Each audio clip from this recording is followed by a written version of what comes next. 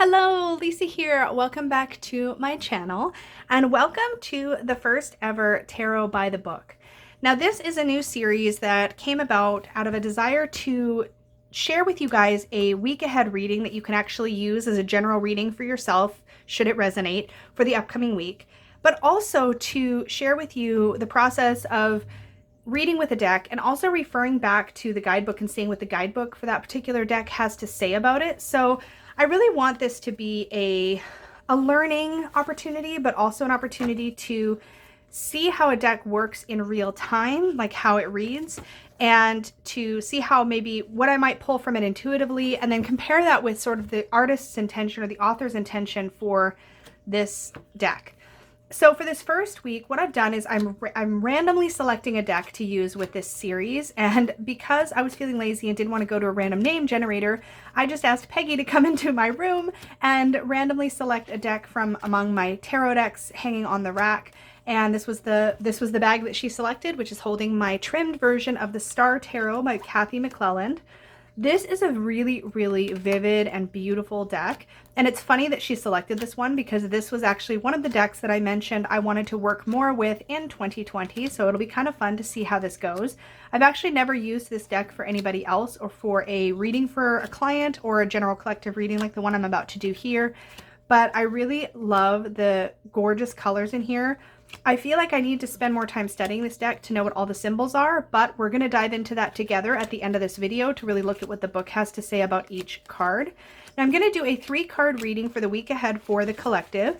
If you want to participate in that, then I just ask you as you're watching to just take a couple deep breaths while I shuffle the cards and think about what you most need to know about your week ahead, or ask a specific question and then see how the cards may apply based on the reading that I give for you and your situation, your week ahead.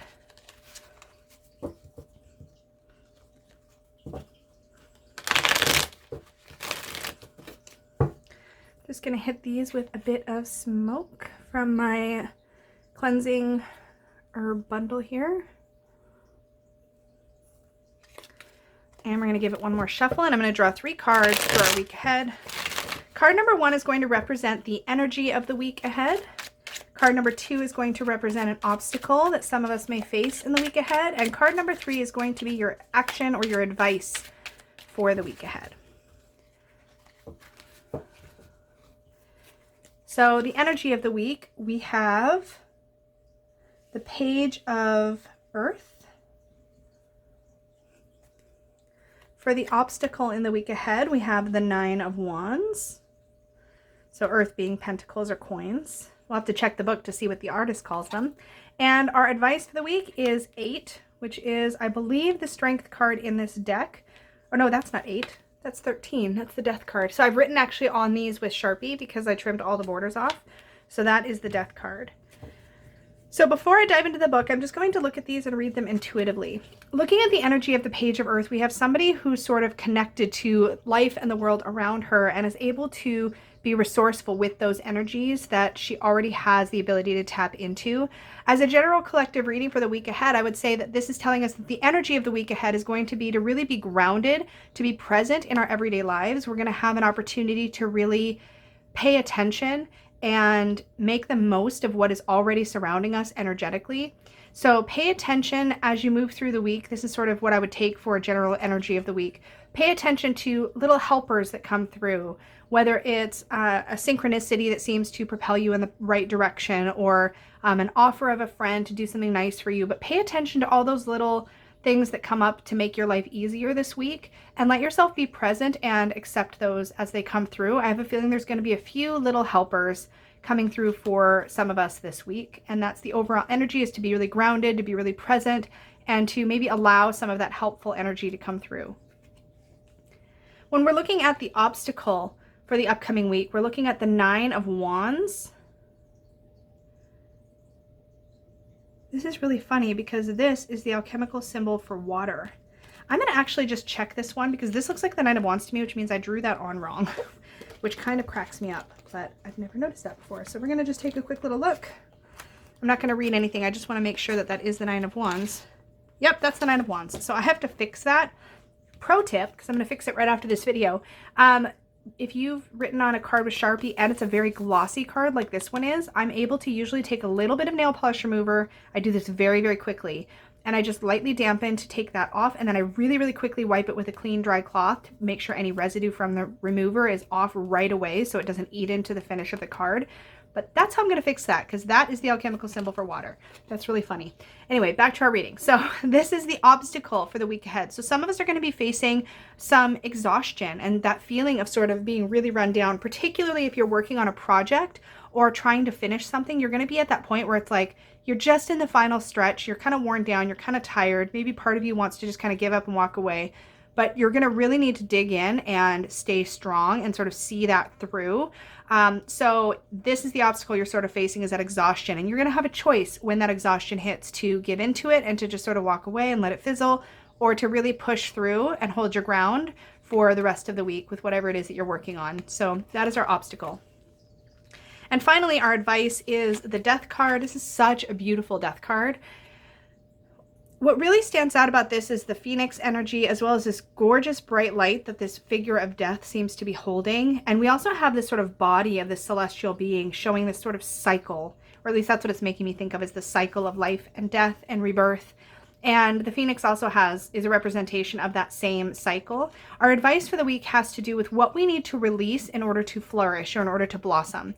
And so think about that, especially when you're looking at sort of this final push that you may be feeling or experiencing this upcoming week. Think about what you can maybe let go. What is maybe binding you or holding you back or keeping you from that fresh next step?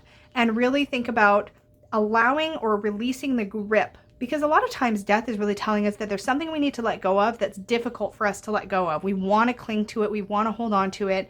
But this, combined with this Nine of Wands, is telling me that we really need to take a look at that and unburden ourselves a little bit. So for those that this reading resonates, the overall message is to be open and awake and aware of everything that goes on this week, but particularly notice any little helpers that come through. Final push, so be aware of your conscious choice when that final push comes, and really be mindful about what you decide to do, and notice what you can let go of to sort of unrestrict yourself or unbind yourself. So that's how I would read these three cards. We're going to move these up, and we're going to look each of them up in the guidebook. I'm going to read to you what the guidebook says, and we're going to examine it together. So let's take a look first at this Page of Pentacles, or Page of Coins. Now this deck is organized, the guidebook is organized numerologically. So I just need to find the pages. And, oh, in this deck, they're called the Prince or the Princess. So this would be the Princess of, let's see if it's going to be coins or pentacles. Pentacles. Okay. So her astrological sign, Taurus, Virgo, or Capricorn. Elements are earth and earth, or earth of earth. The lunar cycle is the new moon. The season is fall. And the keyword phrase is the blessings of life, creativity, and healing. Oh, interesting. So I'm going to read the guidebook. Now, if you want to skip on to the next card or speed this part up or just skip this part entirely and go to the wrap up, I will have timestamps for everything down below just to make it easier. But I just want to see how this particular author or artist intended this card to be interpreted. So here's what we have. Here's what Cathy Mclelland, Cathy Mclelland has to say. The Princess of Pentacles is quiet and observant with intuitive wisdom. She lives in the world of creativity, magic, and manifestation.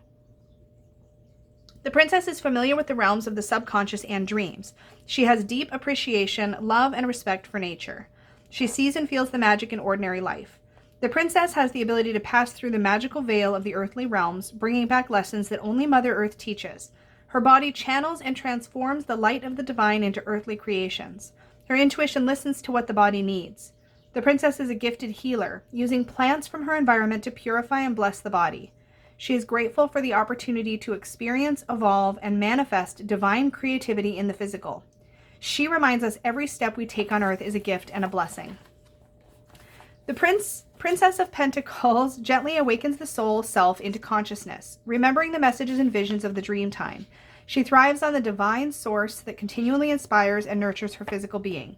The princess is passionate about creating magic in life, manifesting spiritual evolvement and healing, bringing blessings to the earth and its creatures. She walks in peace and is at one with Mother Earth. She is a child of Earth's magical possibilities and qualities, in touch with the elemental and fairy realm. The princess is a student of life, never ceasing to expand and develop her senses, knowledge, and abilities. The princess is skilled at detail and balancing energies of the earth, giving her a strong platform to explore and enjoy the process of creating her dreams and visions into reality. All princes and princesses share an awareness of the inner child within. The inner child speaks of our inherent innocence, sensations, emotions, and basic drives. The Princess of Pentacles asks us to open our heart and feel the magic that life has to offer. She awakens the star energy in each of us, helping us to remember our true destiny before we were clouded by the influences of society. The inner child of the Princess of Pentacles is extremely creative, wanting to explore the magic of life by touching everything, feeling everything, exploring everything, and living life fully. This inner child believes that miracles happen in life. One just has to listen and pay attention. The Princess of Pentacles elements are earth and earth. She is the daughter and keeper of nature. She channels her divine connection into the deep, dark soil of Mother Earth, bringing the highest and purest light into form. Her familiarity with Earth gives her the talent to create beautiful natural creations. Positive double Earth grounds any idea into beautiful gifts that can serve humanity and Mother Earth equally. The Princess of Pentacles is the messenger of good news. She indicates the beginning of a new opportunity, project, venture, job, or a solid relationship. She signals endeavors beginning to take form. Opportunities open up for earning money and financial support. The princess symbolizes an apprentice or student learning new ideas and skills. She brings a very creative time that can expand into new insights and horizons.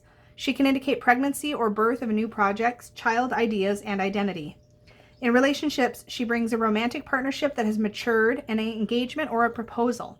The princess indicates a time to appreciate the environment. She signals a time to quiet yourself by being in nature and listening to its messages. She brings peace, healing, and balance. And lastly, this is the section that's really neat about this guidebook for this deck, is that there's sort of a synopsis. And I think for the other two cards, I may just read this section. It's a little bit more, well, no, we'll just keep going with the whole thing. But anyway, this is my favorite section in this guidebook. This just reminds me where the symbols are actually bolded. So I want to make sure that you can see the card and that there's no real glare. There we go. The Princess of Pentacles is pregnant with the star of the divine light and truth. Her inner beauty and strength shine out, reflecting her deep connection to the divine and Mother Earth, bringing out the magical possibilities and miracles from within out into the realm of Earth.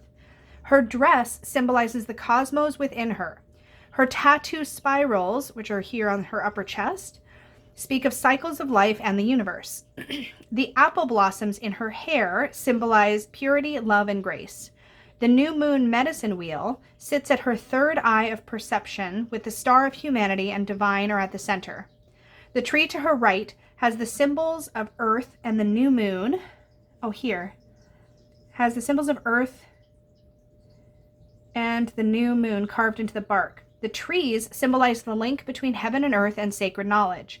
The four colored butterflies, which are showing up over here and down here, symbolize transformation in the four elements of earth green, water blue, fire red, and air yellow. So there's one for each element, which is cool. The three fairies, where are the fairies? Oh, here they are. There's a fairy here, there's a fairy here, and there's a fairy there. Represent the elemental realms that care for the plants and animals of the earth. The family of deer, which are over in this corner, symbolize gentleness and innocence. The black bear, down here, brings introspection, dream time, and feminine intuition. The fox symbolizes feminine energies and the awakened creative life force within. The small rabbit, where's the rabbit? Oh, there it is. The small rabbit lesson is to confront your fears, be observant to the happenings around you. Rabbit also symbolizes fertility and new life. The porcupine symbolizes wonder and trust. The beautiful white swan symbolizes grace, purity, and love. She teaches us to look for the beauty in all things. The small turtle in the pond symbolizes Mother Earth. Its spiral shell represents the never-ending cycle in life and the universe. The otter symbolizes the feminine energy of nurturing and intuition. Otter also symbolizes joy and playfulness, reminding us to be open and receptive. So wow, there are a lot of symbols in this card. So hopefully that was helpful to you guys, and you can tie that in with what I had to say about this card for your week ahead and sort of draw more information and wisdom from that. So let's take a look next at the Nine of Wands. We're going to go to our nines. There's an intro page in this guidebook for each number, which is super useful. And we're starting off with the Nine of Wands.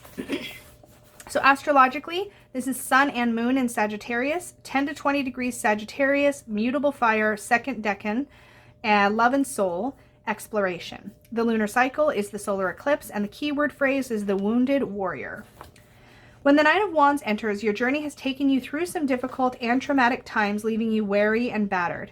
You haven't come out of your, weary and battered, sorry. You haven't come out of your experience smoothly, but you've survived holding your ground. There is difficulty trusting yourself in the world around you, leaving you anxious, on edge, and a bit defensive. You have traveled the rough path of the hero's journey. The key to the Nine of Wands is to recognize and accept the experiences that brought you to your present state. Rest, learn to meditate, be patient and kind to yourself, seek guidance and support. Time will sort things out. The gift of the Nine of Wands is the opportunity to reclaim your spiritual strength and your life. Through your difficult battles, you've changed, and a part of you is searching for answers and peace. The Nine of Wands path takes you through the dark parts of your soul, experiencing the diverse energies of the world. It awakens the spiritual warrior within, empowering you to move through past, present, and future conflicts and battles with courage, inner truth, and trust. You are on a spiritual journey of soul reclamation. The challenge and work is bringing the darkness you hold to the surface, transforming the chaos of life's battles into a place of balance and peace. When you succeed, you find your spiritual courage and strength. The wounds you have taken will begin to heal. Some may scar, leaving a remembrance of the journey you've traveled. With this card, you have a choice to move on from your inner battles and heal, or continue to live and fight on your chosen external battlefield. This chapter in life is coming to an end. Only you can decide which is the right path for you. With the Nine of Wands, you may feel angry, on the defensive, overreacting, not knowing when to let something go. This card signals traumatic experiences in your life that need to be confronted and healed. At these times, it is important to connect to your true inner being, letting go of the battles in your mind, heart, and soul. This requires clarity, strength, belief, and trust. Once this is achieved, you stand your ground as life's hard lessons swirl around you. Light will shine through to your heart and soul, and the battle becomes the path of acceptance that leads to healing and peace. You begin to see, karmically, what is your work and what is not. The Nine of Wands brings an opportunity to grow and expand out of toxic and traumatic experiences into a new way of life that is fulfilling.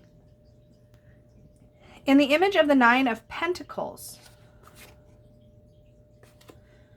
why does it say Nine of Pentacles? Okay, well, it's supposed to say Nine of Wands there. So I'm not the only one that screwed this card up. So in the image of the Nine of Wands is what this really is about.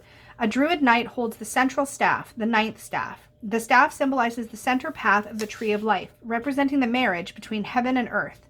It symbolizes the world of consciousness shining into the world of the subconscious, grounding and transforming the light's energy into manifestation, opening yourself up to truth. The starry universe, which is this bottom part of the card here, of all possibilities and memory fill his body. The wolf, in Native American, ancient Celtic, and European culture, symbolizes the guide and teacher for life and spirit journeys. He assists in transformation, stimulating all levels of consciousness, stirring the spirit to awaken and begin a quest. Wolf announces the call of the unknown. He represents the symbolic death of an initiate and the subsequent rebirth. The black wolf, unknown dark feminine soul, and the white wolf, light energetic masculine intellect, together they are the druid's allies, guiding him through life's journeys of chaos, teaching how to hold the sacred balance of wisdom, love, and will. The 8 wands behind the druid and the wolves symbolize past experiences and future goals. So this deck definitely goes quite deep in its explanations, and it definitely goes into sort of the soul work spiritual realm, which is really cool. I think when we're looking at this in the context of the week ahead, I definitely stand by my reading here and about really that final push, that holding that energetic last bit in reserve before you push forward. So that is how I still see this card. Looking at the death card as our advice of the week. Now, remember I had talked about sort of letting go of something that doesn't want to be let go. If this page is particularly long, we may have to reel it in, but it doesn't look too bad actually. So the death card, great change and transformation. Death represents change and letting go, but also transformation, renewal, and promise of rebirth. There is no death without some sort of rebirth. The death's key number is 13, thought by some as an unlucky number, but I prefer to think of it as a challenging number and one of transformation and resurrection. When some view this card, they think immediately of a physical death. In the tarot, the death card can symbolize the deaths the death of one's ego, the ending of a project, relationship, pattern, or some emotional or physical experience. A part of you or something in your life is dying. Change is at hand and it is out of your control. It is impending. Resistance brings fear and dread, not wanting to feel the pain and sadness. Strangely, the death key is your ally, reminding you of the ever-changing cycles of life. The experience of death and rebirth are constantly occurring around us, transforming the present into new days, seasons, lives, and paths. Death brings us death brings completion, with the opportunity of restart and renewal. The death key promises if you release what you cling to so dearly, it will transform the dark unknowing into the light of a bigger picture and perspective. As a cycle in your life comes to an end, the seed of something else is in the offering, which I think is the golden light he's holding. Death of any sort is a fearful experience. Shamanic initiation rituals takes one into a trial death experience, tricking the ego into thinking it has died a physical death, and then taking it back through the portal of rebirth into the world. When you go through your own cycle of death and rebirth, it raises your awareness to a higher understanding of your life's purpose. It is a sobering experience and never easy, thus the reason you fear it. The death key usually brings some of the greatest transformations and changes into your life. It brings you to your knees and eliminates what is false and isn't working. It shifts you from stagnation. It takes you through the dark portal of an unknowing into the light, bringing new opportunity, deeper spiritual understanding, and gratitude for life. The death key wants you to confront what you resist. You may be reluctant to let go, but it only creates more pain with no completion or healing and no opportunity for rebirth. Death assists you in releasing your demons. When times are difficult, it wants you to trust in the divine. Your faith in the divine and the love in your heart will pull you through the darkness. Every moment is a new experience if you're open to it. Acceptance is key in releasing fear and pain. If your heart does not resist, your spirit will be filled with the grace of divine light, and you will come back from the darkness renewed like the first breath of spring. The death key represents challenging changes in your life. Your remembrance of the death key experience will leave an impression on your heart and soul.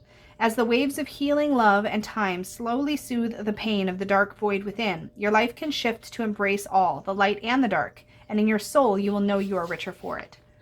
In Egyptian mythology, Nut is the star goddess of infinite space. She swallows the sun each evening, spreading her starry blanket of boundless possibilities, rebirthing it the next morning. I think that's this figure we see arching over. The golden stars above her body represent limitless possibilities and choices. She is the great mother who guards life and then takes it back. 3 suns in her belly represent life, death, and rebirth. The first sun is the setting sun, which she takes into the darkness of her belly, death. The second sun is the seed of new life gestating, which is then birthed into a new day, rebirth, the third sun.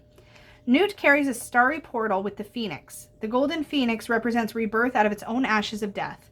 Rising from the ashes, the phoenix burns itself, old ways, only to resurrect again, bringing a golden egg as promise of the continual cycle of the death and rebirth process. The figure of death stands at the front of the portal. Death itself has no face. There is a silent, dark, quiet, empty void when something dies in you. It is a place one has to accept and enter. Death wears the gray robe of wisdom that is clasped with a white rose of purity, truth, and desire. The spiral at the center of the rose there, represents the continual cycle of life, death, and rebirth. Death holds the golden egg of rebirth from the phoenix in its skeleton hand, representing new life awaiting. The butterfly flies into the dark, empty space to transform the dark void into light. The astrological aspect is Scorpio.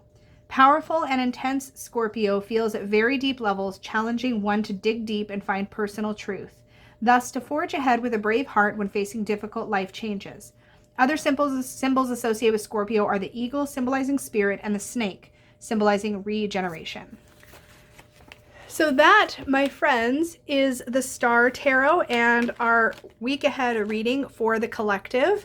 I'd be really interested to hear your thoughts on the guidebook's interpretation of these cards, as well as the way that it approaches the meanings and all of the symbolism. And I'd also love to hear your feedback on the actual artwork on these. Is this a deck that you have and use in your collection? Is this one you've been looking at?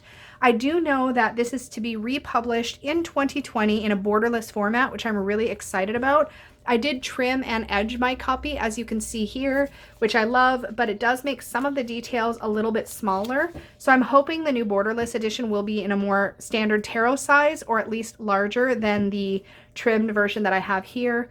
I do love the backs, and trimming didn't hurt the backs and the way they look at all, but that again is the Star Tarot, and this is your week ahead reading. Hello, I'm back. So I went through the whole deck here just as a little add-on to show you guys how I'm going to do this. And I found 3 of these cards that I actually used the alchemical symbol for water instead of for fire. This is the 8, the 9, and the 10 of wands. I don't know what happened there, but I'm just going to show you how I would do this. So I have my pen so I can fix them when I'm done. I have some of this nail polish remover, and I have a little, you could use a Q-tip, but I've just got a little like reusable thingy. I don't know what you would call this. And I have some just clean tissue paper that I can use to wipe right away. So I'm just going to show you how I do this. Let's make sure we're still in frame. Okay, we are. So it's actually really easy and really quick as long as everything goes well. So I just dampen my little thingy, give it a little wipe, just like an eraser, and then I immediately make sure all of that is off. Finish is fine. So that one's done. Let's do this one. Just like an eraser. I just think it's really important to wipe it right away so that the chemicals from the nail polish remover, this is an acetone based nail polish remover, just so that they can't, oh, look at that. Oh no, that's part of my fabric. Okay, phew, I panicked. You have to be careful of your edging because it can wear away the color or wipe away the color from the edging on the card. So I try to just keep it flat and just rub across the surface.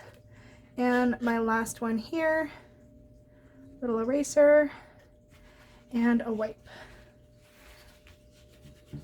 Done.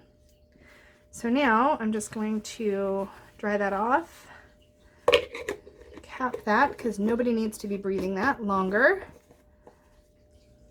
And actually I'm wearing nail polish and I didn't mess them up, which is a dang miracle. So I'm just going to redraw my alchemical symbols now that this has been dried off.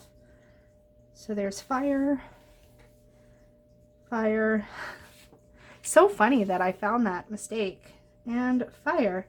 So I've never tried this on a satin or matte cardstock. I have no idea if it would even work, but on the super glossy cards, this technique totally works.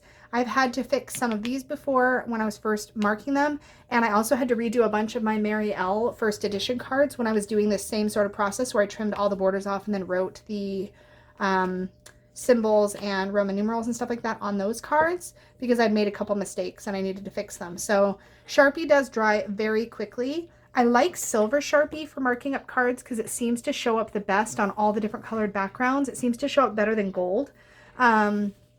Or black especially. So yeah, those are all fixed up. Those should be dry so I can put them back in my deck. And again, thank you so much. I just thought I'd show you guys since that had happened. I'm just going to kind of intersperse these into my deck because I don't want to shuffle right now in case those are still sort of drying. And actually I believe I found a couple that had some marking on the back that I want to clean up. So I'm going to sit here and just clean up a few of those from the backs where some Sharpie kind of rubbed off, and that was fine. Okay, so I'm going to go ahead and do that. Thank you guys so much for hanging out with me. Bye again.